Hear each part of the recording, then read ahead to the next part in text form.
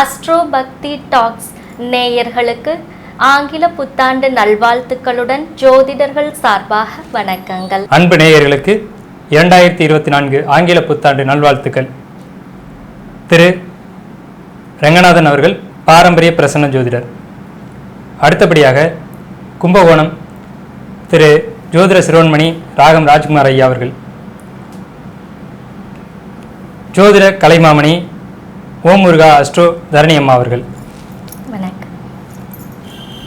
அடுத்தபடியாக பரம்பரை ஜோதிடர் திரு ஏழுமலை ஐயா அவர்கள் திருப்பூர்.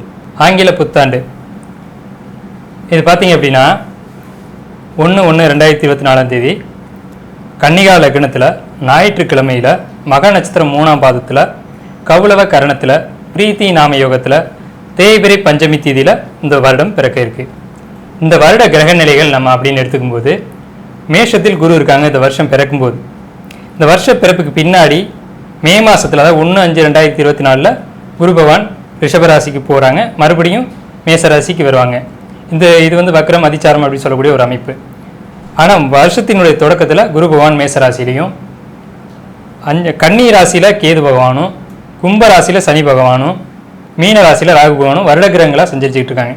நம்ம எப்போவுமே ராசி பலன் எடுக்கும்போது வருட கிரகங்களில் கவனத்தில் எடுத்துப்போம். இந்த வருட கிரகங்கள் நிலை அப்படிங்கிறது குரு பகவான் மேஷத்துலேயும் கன்னியில் கேதுவும் கும்பத்தில் சனியும் மீனத்தில் ராகும் இருக்கிறாங்க.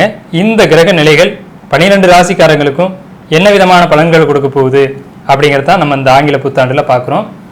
இது பார்த்தீங்க அப்படின்னா இந்த ஆங்கில புத்தாண்டு என்ன சொல்லுது நேயர்களுக்கு அப்படின்னா பெரும்பாலும் நற்பலன்களே சொல்லுது.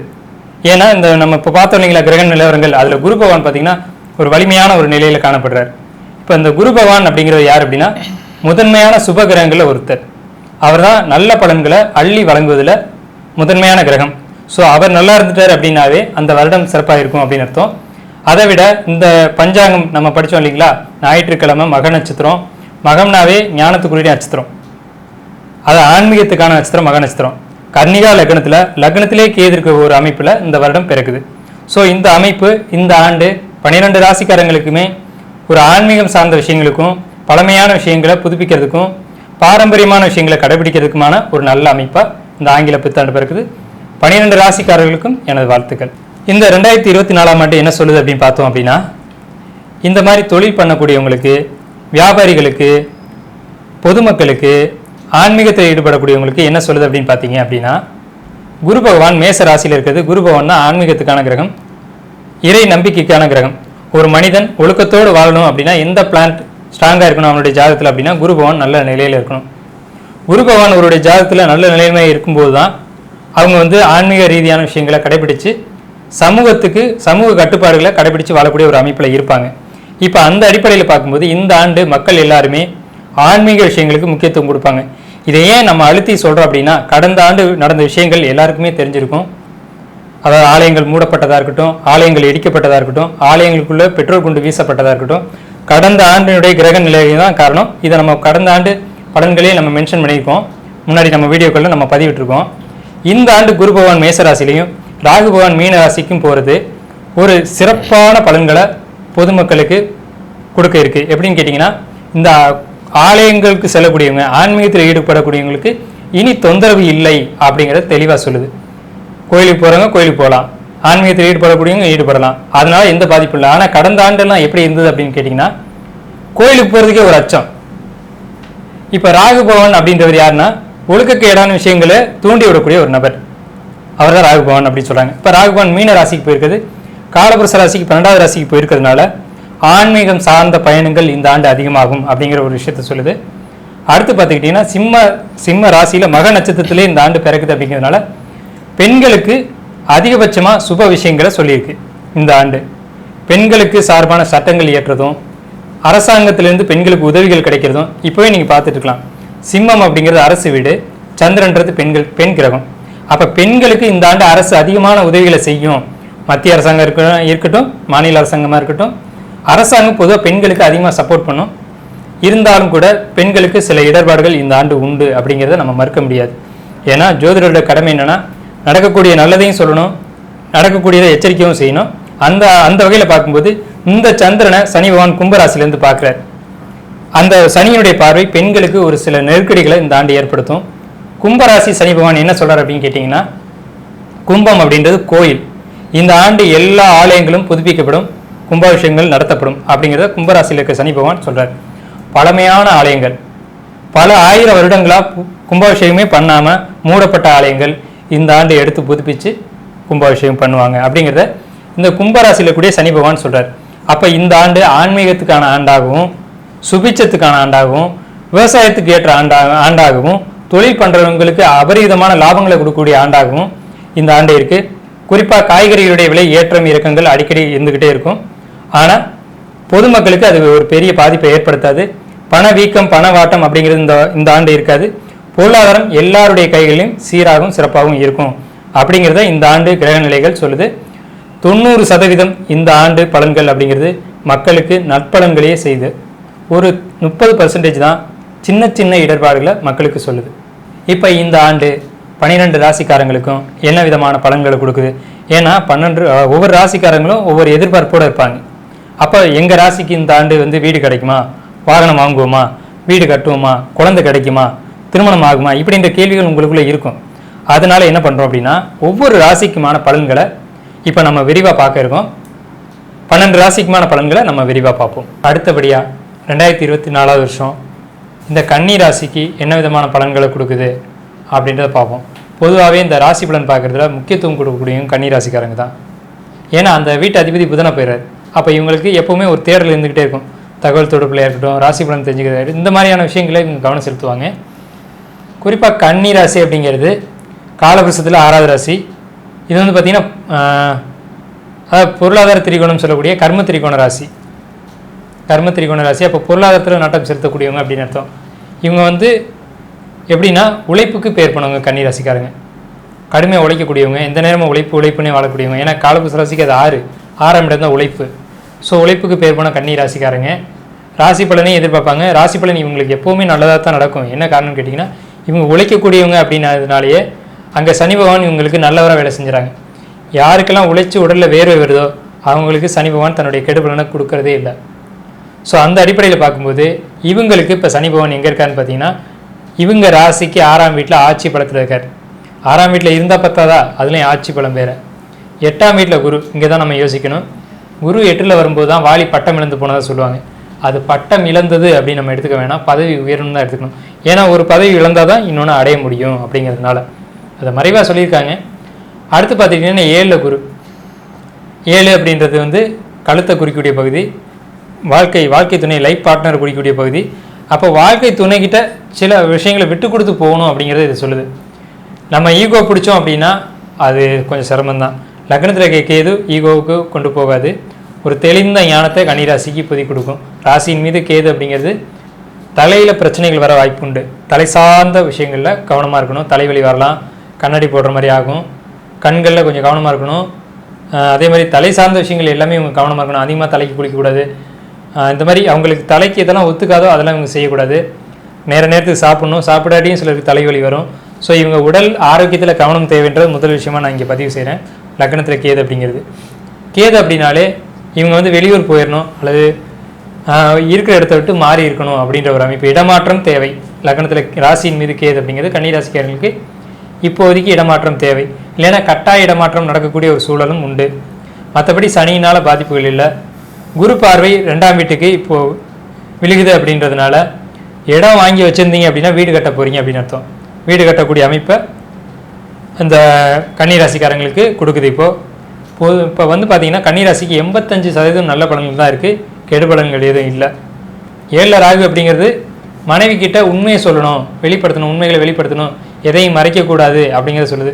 அப்படி மறைச்சிங்க அப்படின்னா குடும்ப வாழ்க்கையில் ஒரு ஏற்ற இறக்கம் அப்படிங்கிறத காட்டும். குடும்ப வாழ்க்கைக்குள்ளே சின்ன சின்ன சஞ்சலம் அப்படிங்கிறத கொடுக்கும் அப்படிங்கிறத சொல்லுது. அடுத்து பார்த்திங்கன்னா இந்த சனி பார்வை 8ஆம் வீட்டுக்கு இருக்குது. அதே மாதிரி பார்த்துக்கிட்டிங்கன்னா 12ஆம் வீட்டுக்கு இருக்குது. அதே மாதிரி 2ஆம் வீட்டுக்கு இருக்குது. அப்போ பொருளாதாரத்தில் தடையை ஏற்படுத்தும், தூக்கமின்மையை ஏற்படுத்தும், தேவையற்ற அலைச்சல்களையும் தேவையற்ற பயணங்களையும் கொடுக்கும். அப்போ இந்த ஒரு பயணம் போகிறோம் அப்படின்னா இது தேவைதானா, இது பொருளாதாரத்துக்கு ஏற்றதா, இல்லை இது நம்ம பொருளாதாரத்தை சரிக்கக்கூடிய ஒரு விஷயமானு பார்த்து செய்யணும். ஆனால் தொழில் சார்ந்த வேலை சார்ந்த பயணங்களாக இருந்தால் அதை தவிர்க்க வேண்டிய அவசியம் இல்லை. ஆனால் தேவையற்ற அலைச்சல்களும் தேவையற்ற பயணங்களும் பொழுதுபோக்குகளும் இந்த ஆண்டு உங்களுக்கு இருக்குது. அதை நீங்கள் கொஞ்சம் மாற்றிக்கணும். கன்னி ராசிக்கு என்ன பரிகாரம் பண்ணணும் அப்படின்னு பார்த்தீங்கன்னா, உங்களுக்கு வந்து 2ஆம் வீட்டு அதிபதி சுக்கிரனா போகிறதுனால அவரே 2க்கு 9 கூடிய ஏற்கனவே சிம்மத்துக்கு நம்ம சொன்னோம், ஏதாவது பாராயணம் எடுத்து பண்ணுங்க அப்படின்னு சொன்னோம். அந்த விஷயத்த நம்ம கன்னி ராசிக்கு சொல்கிறோம். ஏன்னா இயற்கையிலேயே ஆன்மீக சொற்பொழிவுகள் ஆன்மீக சம்பந்தம் பேசும்போது கன்னி ராசிக்கு வருமானம் வரும். ஏன்னா கன்னி ராசி அப்படின்னா 2 கூடியவன் சுக்கிரன் 9 கூடியவனா வந்துடுவார், 2 9 கூடியவனா சுக்கிரன் வந்துடுவார். அப்போ பெரும்பாலும் கன்னி ராசிக்காரங்க எப்படி இருப்பாங்கன்னா ஆன்மீக சொற்பொழிவாளர்களாகவும் ஆன்மீகத்தை பற்றி பேசக்கூடியவங்களாகவும் அதனால பொருளாதாரம் மீட்டக்கூடியவங்களாக இருப்பாங்க. கன்னி ராசிக்காரங்க ஆன்மீகத்தை கையில் எடுத்தாலே வருமானம் வந்துடும். ஸோ இப்போ சனி பார்வை 2ஆம் வீட்டுக்கு விழுகுது அப்படிங்கிறதுனாலையும் இந்த ஆன்மீகம் சம்பந்தமான விஷயங்களை ஈடுபட்டீங்க அப்படின்னு சொன்னால் அது உங்களுக்கு பரிகாரமாகவும் இருக்கும், வரக்கூடிய பாதிப்புகளையும் தடுக்கும், பொருளாதாரத்தை மேம்படுத்தி கொடுக்கும் அப்படின்றது கன்னிராசிக்கான பரிகாரம். இதைத் தொடர்ந்து ஓமுருகா அஷ்டதரணியம்மா அவங்களுடைய கருத்துக்களை பதிவு செய்வாங்க. கன்னிராசி நேயர்களே, உங்களுக்கு இந்த புத்தாண்டு 2024ஆம் வருட புத்தாண்டு என்ன மாதிரியான நற்பலன்களை வாரி வழங்க காத்துக்கிட்டு இருக்கு அப்படிங்கிறத பார்க்கலாம். முதல்ல உங்களினுடைய ராசி மீதே கேது பகவானினுடைய சஞ்சாரகதி இருந்துட்டுருக்குங்க. இது என்ன மாதிரியான அமைப்புகளை கொடுத்துரும் அப்படின்னா, சந்திரன் அப்படின்னா மனோகாரகன் அப்படின்னு எடுத்துக்கலாம். மன ரீதியான விரக்திகளுக்கு ஆளாகக்கூடிய தன்மைகள் இருக்குங்க. சில பல பதட்டங்களும் உருவாகும். எது எடுத்தாலும் ஏதாவது ஒரு சூழ்நிலையில் விரக்தியான எண்ணங்கள் உருவாகுங்க. ஆனாலும் பிரச்சனை இல்லை. குருவினுடைய பார்வை 2ஆம் இடமான தனம் வாக்கு வருமான ஸ்தானத்தில் இருக்கிறதுனால உங்களினுடைய வாழ்க்கைக்கு தேவையான அளவுக்கு வருமானம் ஈட்டக்கூடிய வாய்ப்புகள் இருக்குங்க. 8ஆம் இடத்துல குரு பகவானினுடைய சஞ்சாரகதி இருந்துட்டுருக்கு. என்னதான் இருந்தாலும் 8ஆம் இடத்துல குரு பகவான் மறையிறது அவ்வளவு சிறப்பு இல்லைங்க. ஏன்னா குரு பகவான் உங்களுக்கு எல்லா விதமான ஆசைகளையும் கோச்சார ரீதியில் வழங்கணும் அப்படின்னா அவர் நல்ல நிலையில் இருக்கணும். குரு பகவான் 8ஆம் இடத்துல இருக்கிறாரு. ஆகையினால உங்களினுடைய பிள்ளைகளினுடைய போக்கு உங்களுக்கு மன ரீதியாக தொந்தரவுகளை கொடுக்கும். அவர்களினுடைய போக்கு சரியில்லையோ அப்படிங்கிற ஒரு எண்ணத்தை கொடுத்துரும். ஏன்னா குரு 8ஆம் இடத்துல மறைவு பலம் பெறுகிறார் இல்லையா. 8ஆம் இடம் அவமானத்தை குறிக்கக்கூடிய இடம். பிள்ளைகளுக்கு தேவையில்லாமல் அட்வைஸ் பண்ணுறது, பிள்ளைகளுக்கு அக்கறை காட்டுகிறேன்ற பேரில் நீங்கள் அக்கறைப்பட்டு தான் சொல்லுவீங்க. ஆனாலும் அந்த அட்வைஸ் அவங்களுக்கு பிரயோஜனம் இல்லாமல் போகும். உங்களுக்கும் நீங்கள் அட்வைஸ் செய்கிறதுனால பிரச்சனைகள் ஏற்படும். அதே போல் அவமானமும் ஏற்படும். அப்படிங்கிறதுனால பிள்ளைகள் விஷயத்தில் தேவையில்லாமல் தலையீடு செய்கிறத தவிர்த்துக்கோங்க. அவர்கள் மனம் மாறும் வரை சற்று பொறுமையை கடைபிடிக்கிறது நல்லதுங்க. இந்த நேரத்தில் குரு பகவான் மறையிறது, 8ஆம் இடத்துல குரு பகவான் இருக்கிறது அப்படிங்கிறது உங்களினுடைய ஆன்மீக பயணங்களில் கவனம் செலுத்தணும் அப்படிங்கிறத குறிக்குதுங்க. ஏன்னா ஃபினான்ஷியல் அப்படின்ற விஷயம் 2ஆம் இடம் அப்படின்னாலும் 8ஆம் இடமும் மறைமுக வருமானத்தை சொல்லும் இல்லைங்களா. இந்த நேரத்தில் நீங்கள் மறைமுக வருமானங்களை ஈட்டக்கூடிய வாய்ப்புகள் இருக்குது. 6ஆம் இடத்துல சனி பகவானினுடைய சஞ்சாரகதி இருந்துட்டுருக்கு. உத்தியோக ரீதியில் சர்வீஸ் சார்ந்த தொழில்களை செய்யக்கூடிய நபர்களுக்கு நல்ல வாய்ப்புகளும் ஏற்றமான சூழ்நிலைகளும் இருந்துட்டுருக்குங்க. 6ஆம் இடத்துல சனி பகவானினுடைய சஞ்சாரம் எல்லா விதத்திலையும் நன்மைகளை கொடுக்கும். பிள்ளைகளினுடைய விஷயங்களில் மட்டும் சற்று கவனத்தை செலுத்தினீங்க அப்படின்னா கன்னிராசிக்காரர்கள் உங்களினுடைய பிரச்சனைகள்ல இருந்து படிப்படியாக வெளியில் வரலாங்க. 7ஆம் இடத்துல ராகு பகவானினுடைய சஞ்சாரம் இருந்துட்டுருக்கு. பொதுமக்கள் தொடர்பு, வெகுஜன தொடர்பு அப்படின்ற ரீதியிலாக நீங்கள் சற்று கவனமாக இருக்கணுங்க. எளிதில் யாரையும் நம்பி ஏமாறக்கூடாது. ஏன்னா பொருளாதார ரீதியாக நமக்கு தனவரவு இருக்குது அப்படின்னா எதில் போய் முதலீடு பண்ணலாம் அப்படின்னு தானே யோசிப்போம். அந்த வகையில் 7ஆம் இடத்துல இருக்கக்கூடிய ராகு உங்ககிட்ட வந்து பேசக்கூடிய நபர்களை குறிக்கும். அவர்கள் ஏமாற்று பேர்வழிகளாக இருப்பதற்கான வாய்ப்புகள் இந்த ஆண்டில் இருக்குது. இதில் முதலீடு பண்ணுங்க, அதில் முதலீடு பண்ணுங்க, நல்ல லாபங்கள் கிடைக்கும் அப்படின்ற வகையில் தூண்டுதல் பேரில் நீங்கள் உங்களுடைய பொருளாதாரத்தை வீண் பண்ணுவதற்கான வாய்ப்புகள் இருக்கும். அப்படிங்கிறதுனால உங்ககிட்ட வந்து பேசக்கூடிய நபர்கள் நாணயமானவர்களாக இருக்காங்களா, நல்லவர்களாக இருக்காங்களா அப்படின்ற தர ஆய்வு இங்கே ரொம்ப முக்கியங்க. அடுத்ததாக பொருளாதாரம் அப்படின்னு சொன்னேன் இல்லைங்களா. ஏன்னா 8ஆம் இடத்துல தற்சமயம் குரு பகவானினுடைய நிலை சிறப்பாக இல்லை அப்படின்னாலும் இந்த வருடத்தினுடைய மத்தியம பகுதியில் குரு பகவான் மேஷ ராசியிலிருந்து ரிஷபராசிக்கு பாக்கிய குருவாக சஞ்சாரம் செய்ய இருக்கிறார். அந்த நேரங்களில் நீங்கள் நல்ல பலன்களை, சுபிட்சமான பலன்களை பெறுவதற்கான வாய்ப்புகள் இருக்குது. ஆனாலும் தற்சமய நிலவரப்படி உங்களுக்கு இடமாற்றங்களும் பயண மாற்றங்களும் இருந்துட்டுருக்குங்க. ஏன்னா கேது பகவான் உங்கள் ராசி மேலேயே சஞ்சாரம் செய்துட்ருக்கிறதுனாலையும் 7ஆம் இடத்துல ராகு பகவானினுடைய சஞ்சாரம் இருக்கிறதுனாலையும் அடிக்கடி வெளியூர் வெளிநாடு பயணங்கள் செல்லக்கூடிய வாய்ப்புகள் உருவாகி இருக்குங்க. சந்திரன் மேலே கேதுவினுடைய பயணம் இருந்துட்டுருக்கிறதுனால உடல் ஆரோக்கியம் அப்படின்ற ரீதியில் சற்று கொஞ்சம் எச்சரிக்கையாக இருக்கிறதும், தாயாரினுடைய உடல் நலத்தில் அக்கறை காட்டுவதும் இந்த நேரத்தில் நல்லதுங்க. இப்போ அம்மா அழகாக ஒரு விஷயத்த சொன்னாங்க. இதில் என்னென்னா அவங்க வந்து 7 குடையவனை பிடிக்கிறாங்க.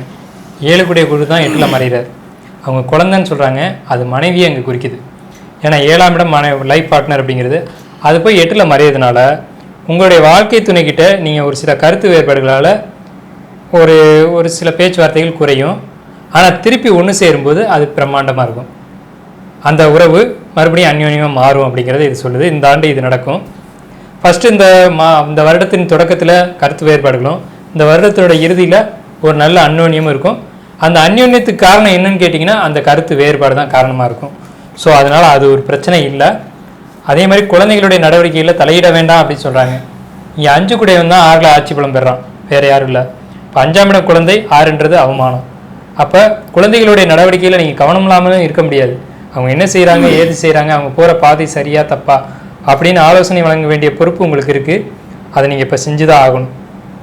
ஏன்னா அவங்க இப்படி விட்டிங்கன்னா திசை மாறி போகக்கூடிய ஒரு அமைப்பு தான் 6ஆம் இடத்துல ஆட்சி பெற்ற சனி பகவான்னு சொல்கிறார். ஏன்னா இது நீண்ட காலத்துக்கு அவங்கள திருத்த முடியாது அப்படிங்கிறதையும் சொல்கிறார். அப்போ இந்த காலகட்டங்களில், இந்த 2024 காலகட்டங்களில் கன்னிராசிக்காரங்க உங்கள் குழந்தையை கண்டித்து வளங்க. ஒன்றும் தப்பே கிடையாது. அவங்க செய்கிறது சரின்னா சரின்னு சொல்லுங்கள், தப்புன்னா தப்புன்னு சொல்லுங்கள். குழந்தைகளோட நடவடிக்கை தவறாக போகுமானா போகாது. ஏன்னு கேட்டிங்கன்னா இங்கே குரு பகவான் 8ஆம் வீட்டில் நின்னாலும் அவர் நிற்கிறது செவ்வாயினுடைய வீடு மேஷ வீட்டில். மேஷம் நேர்மைக்கான வீடு.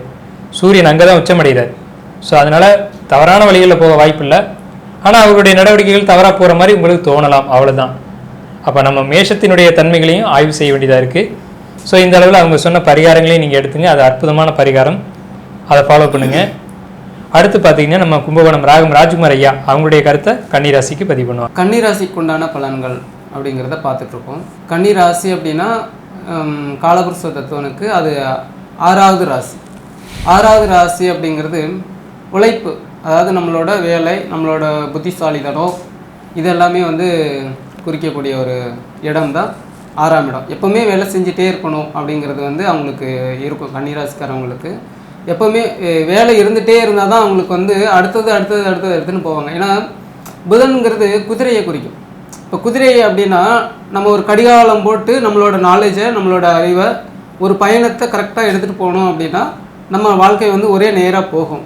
நம்ம அப்படி இல்லைன்னா நம்ம திசை மாறி போகிறதுக்கான வாய்ப்புகள் நிறையா வரும். இப்போ பொதுவாக வந்து இந்த ராசிக்காரவங்க கொஞ்சம் எந்தெந்த இடத்துல எப்படி பேசணும் அப்படிங்கிற விஷயங்கள் கரெக்டாக தெரிஞ்சுட்டு பேசுகிறப்ப இவங்களுக்கு வந்து வாழ்க்கையில் நிறைய வெற்றி கிடைக்கும். ஏன் அப்படின்னா இந்த சுக்கிரன் அப்படிங்கிற கிரகம் இந்த கன்னிராசிக்கு அது 2 குடையவனாகவும் வராரு, 9 குடையவனாகவும் வருவார். அவர் வந்து கன்னிராசிலேயே வந்து அங்கே பலம் குறைவாக, நீஷ பலம் அப்படிங்கிற ஒரு இடத்துல குறைகிறாரு. அப்போ இவங்களுக்கு தந்தை வழியில் ஒரு பிரச்சனைகள் எப்பவுமே இருந்துகிட்ருக்கும். தந்தையால் இல்லை தந்தை வழியில் எப்பவுமே ஒரு பிரச்சனைகள் இருந்துகிட்ருக்கும். அதுபோல் இவங்க பேசுகிறதன் மூலமும் அப்படின்னு பார்த்தீங்க அப்படின்னா எப்பவுமே வந்து பிரச்சனைகள் இருந்துகிட்டே இருக்கும். இந்த மாதிரி ஒரு அமைப்பில் தான் இவங்க வந்து இருக்காங்க. கன்னிராசிக்கு ராசியிலேயே வந்து கேது பகவான் இருக்கார். கேது அப்படின்னா ஞானத்தை தரக்கூடியவர். அந்த ஞானம் அப்படிங்கிறது பார்த்திங்க அப்படின்னா உலக ஞானம். அதாவது அவங்களுக்கு ஒரு மக்கள்கிட்ட எப்படி பழகணும், யார்கிட்ட எப்படி நடந்துக்கணும், யார் நல்லவங்க யார் கெட்டவங்க அப்படிங்கிற விஷயம் எல்லாமே வந்து புலப்படுற காலகட்டம் இதுதான். அதே போல் குரு பகவானும் அந்த இடத்த வந்து பார்க்கல, அதாவது லக்னத்தை குரு பகவான் வந்து பார்க்காம இருக்காங்க. அதனால் இன்னுமே வந்து என்ன அப்படின்னு பார்த்தீங்க அப்படின்னா நிறைய வந்து பிரச்சனைகள் வரும், அவமானம், இந்த மாதிரி சந்திக்கிற சூழ்நிலைகள் இதெல்லாமே வந்து அவங்களுக்கு இருக்கும். அந்த மாதிரி தான் இப்போ வந்து நடந்துகிட்ருக்கும். அதுக்கு அடுத்தது குரு பகவான் வந்து சித்திரை மாதம் 18ஆம் தேதி உங்களுக்கு வந்து மேஷத்திலிருந்து ரிஷபராசிக்கு வராங்க. ரிஷபராசிக்கு வரும்போது கன்னி வீட்டை வந்து குரு பகவான் வந்து பார்வை செய்கிறார். அப்போது இப்போ நடந்துட்டு இருக்கிற எல்லா பிரச்சனைகளும் கொஞ்சம் கட்டுக்குள்ளே வரும். எல்லாமே அந்த சிக்கல்களுக்கு ஒரு விடிவு கிடைக்கும். இந்த சிக்கல்களுக்கெல்லாம் வந்து உண்மையான காரணம் என்ன அப்படிங்கிறது வந்து அவங்களுக்கு வந்து தெரிய வரும். அந்த மாதிரி ஒரு அமைப்பு. அதே போல் 6ல் வந்து சனி பகவான் இருக்கிறது. உத்தியோக விஷயங்கள்லையே அப்படின்னு பார்த்தோம் அப்படின்னா சனி பகவான் அப்படின்னா 6ஆம் இடத்த அதிபதி 6லேயே இருக்கிறது உத்தியோக விஷயங்களில் கொஞ்சம் நல்லாயிருக்கும். ஏன்னா அது சனி அப்படிங்கிறதுனால கொஞ்சம் அடுத்தவங்கள்ட்ட கொஞ்சம் அடிபணிஞ்சு செய்கிற மாதிரி சூழ்நிலைகள் இதெல்லாமே வரும். ராகு வந்து 7ஆம் இடத்துல இருக்குது. ராகு வந்து 7ல் இருக்கிறது. நண்பர்கள் மூலம் வரக்கூடிய அதாவது இப்போ ரொம்ப நாள் ஒருத்தவங்க நண்பர்களாக இருக்காங்க, நல்ல உறவில் இருக்காங்க அப்படின்னா அவங்களுக்கு இந்த டைமில் அந்த உறவுகளில் மாற்றங்கள் வரும். அந்த மாதிரியான சூழ்நிலைகள் இப்போ உங்களுக்கு அதிகமாக இருக்கும். அதே போல் தாய் வழியிலையும் வந்து பிரச்சனைகள், தாய் கூட வந்து பேசாமல் இருக்கிறாங்க, பிரச்சனை இருக்குது அப்படின்னா அந்த மாதிரி வரும். சகோதர வழியிலையும் அந்த மாதிரி கசப்புகள் இந்த மாதிரி அவங்களுக்கு இருக்கும். அதே போல் குரு வந்து 8ஆம் இடத்துல இப்போ வந்து சித்திரை மாதம் வரைக்கும் அந்த சஞ்சாரம் செய்கிறாங்க. இப்போ இந்த நேரம் வந்து எல்லா விஷயமும் இவங்களுக்கு சாதகமான பலன்கள் வந்து கொஞ்சம் குறைவாக தான் இருக்கும். அதுவே வந்து சித்திரை மாதத்துக்கு மேலே அது மேஷராசிலேருந்து ரிஷபராசிக்கு வந்து குரு போகிற காலம் வந்து இவங்களுக்கு வந்து அந்த லட்சுமி ஸ்தானம் அப்படின்னு சொல்லுவாங்க 9ஆம் இடத்தை. அந்த இடத்துட்ட போகும்போது இவங்களுக்கு இப்போ வரைக்கும் சந்திச்சுட்டு இருக்க பிரச்சனைகள் எல்லாத்துக்குமே வந்து ஒரு விடிவு காலம் வந்து கிடைக்கும். அந்தமாரி ஒரு அமைப்பு இவங்களுக்கு இருக்குது. நிறைய விஷயங்களில் அவங்களுக்கு எடுக்கக்கூடிய முயற்சிகளில் வெற்றி கிடைக்கும். அவங்க அந்த பூர்வீக இடத்துல இருக்கக்கூடிய சிக்கல்கள் இதெல்லாமே வந்து மாற்றம் கிடைச்சி அது நிலம் சார்ந்த விஷயங்களில் இருக்கக்கூடிய பிரச்சனைகள் எல்லாமே வந்து ஒரு சொல்யூஷன் கிடைக்கும். அந்த மாதிரி ஒரு அமைப்பு இந்த கன்னிராசிக்கு இருக்குது. இப்போ என்னென்னா இப்போ இவங்க எப்போவுமே வந்து கொஞ்சம் குறைவாக பேசுகிறது வந்து நல்லது. அதே போல் சக்கரத்தாழ்வார் வழிபாடு பண்ணுறது ரொம்ப வந்து நல்லாயிருக்கும். வணக்கம், வாழ்க வளமுடன். இப்போ கும்பகோணம் ராகமையா என்ன சொன்னாங்கன்னா கன்னிராசியினுடைய தன்மைகள் என்ன, அதுக்கு பலன்கள் என்ன அப்படின்றத அழகாக சொன்னாங்க. சக்கரத்தாழ்வாருடைய வழிபாடு சொன்னாங்க. அதாவது கன்னிராசி அப்படிங்கிறது எளிமையாக புரிஞ்சுக்கணும் அப்படின்னா உழைப்பும் அறிவும் கொண்ட ராசி. அது காலபுருஷனுக்கு 6வது ராசி உழைப்பு, அது புதனுடைய வீடு அறிவு. அப்போது ஒரு உழைப்பை எப்படி சமயோஜிதமாக பயன்படுத்துது அப்படின்றது அவங்களுக்கு தெரியும். பெரும்பாலும் இவங்களுக்கு வந்து வாழ்க்கையில் பிரச்சனைகள் வர்றதில்ல. 2 இடத்துல பிரச்சனை வரும். ஒன்று மேரேஜ் லைஃப்லையும், இன்னொன்று தகப்பனார் உறவுலையும் உங்களுக்கு பிரச்சனை உண்டு. அதை அவங்க கோட் பண்ணாங்க அழகாக. அதாவது கன்னிராசிக்காரங்க தந்தைக்கு கர்மம் செய்ய முடியாத ஒரு நிலையில் வந்து நிற்பாங்க. இது ஒரு பாயிண்ட் இருக்குது. அதே மாதிரி பார்த்துட்டிங்கன்னா குழந்தைக்கு கர்மம் செய்ய வேண்டிய இடத்துலையும் வந்து நிற்பாங்க. இந்த 2ல் ஒன்று அவங்க லைஃப்பில் வந்து ஒரு ட்ராஜடியாக நிற்கும். அதாவது அவங்களுடைய அமைப்பே அப்படி தான், அந்த ராசியினுடைய தன்மையே அதுதான். இப்போ இவங்க வந்து உழைப்பும் அறிவும் கொண்டவங்க அப்படின்றதுனால பெரிய பிரச்சனைகள் இவங்களுக்கு எப்போவுமே வர்றதில்லை. ஆனால் இந்த டைம் இந்த 2024 இந்த 5வது மாதம் வரைக்கும் ரொம்ப எச்சரிக்கையாக இருக்கணும். நம்ம எல்லாத்துலேயுமே நமக்கு வெற்றி கிடைக்குது அப்படின்னு தெரிஞ்சதுனால வெற்றி மட்டும்தான் கிடைக்கும், நம்ம என்ன வேணாலும் செய்யலாம் அப்படின்னு துணிஞ்சு போவீங்க. உங்களுடைய நடவடிக்கைகளை நீங்கள் ஒரு சில நேரங்களில் பரிசீலனை பண்ணி பார்க்கணும். ஏன்னா 8ஆம் வீட்டு குரு ஒரு பெரியவனுடைய சாபத்துக்கு நீங்கள் ஆளாக போகிறீங்க அப்படின்றத சுட்டி காட்டுது. அதே குரு ரிஷபத்துக்கு வந்த உடனே அந்த சாபம் நீங்கும்னு சொல்லுது. ஸோ அதனால் கன்னிராசிக்காரங்களுக்கு என்னோட அட்வைஸ், யார்கிட்ட மோதுறோம், எதுக்கு மோதுறோம், எப்படி மோதுறோம் தெரிஞ்சு மோதும். அடுத்து பார்த்தீங்கன்னா நம்ம திருப்பூர் ஜோதிடர் ஏழுமலை ஐயா அவங்களுடைய கருத்துக்களை பதிவு பண்ணுவாங்க. 2024 ஆங்கில புத்தாண்டு கன்னிராசிக்கு எப்படி இருக்குன்னு சொல்லி நம்ம பார்த்துட்டு இருக்கோம். கன்னிராசியை பொறுத்தவரை மிக சிறப்பான ராசி. அதாவது புதன ஆட்சியோட கொண்ட ராசியாக இருக்கிறதுனால இவங்க வாக்கில் நல்ல ஒரு நளினமாக பேசக்கூடிய ஒரு திறமையான ஒரு ஆளுங்க. அந்த வகையில் இவங்களுக்கு பார்த்தீங்கன்னா இப்போ ராசிக்கு 6ஆம் இடத்துல சனி. அதாவது ஏதோ ஒரு வகையில் உங்களுக்கு பொருளாதாரங்கிறது வந்துக்கிட்டே இருக்கும். இந்த காலகட்டத்தில் பொருளாதாரத்துக்கு உங்களுக்கு தடை இருக்காது. அதே சமயத்தில் இப்போ 8ல் இருக்க குரு 9க்கு மாற போகிறாங்க. அப்போது மிக சிறப்பான காலகட்டத்தில் அதாவது இவங்களுக்கு இவங்களோட தாய் வழியில் வீடு கிடைக்க ஒரு வாய்ப்பு உண்டு. இப்போ பழைய சொத்துக்கள்லாம் இருக்கும், பணம் தாராளமாக புழக்கத்தில் இருக்கிறதுனால இவங்களுக்கு நீண்ட நாளாக வீடு இல்லாதவங்களுக்கு வீடு கிடைக்கிறதுக்கு இப்போ வாய்ப்பு மிக சரியான ஒரு வாய்ப்பாக இருக்குது. அதே சமயத்தில் வெளிநாடு போகிறேன்னு சொல்கிறவங்களுக்கு வெளிநாடு போகிறதுக்கு வாய்ப்பு உண்டு. மிக சிறப்பான ஒரு ஆண்டாக இருக்குது.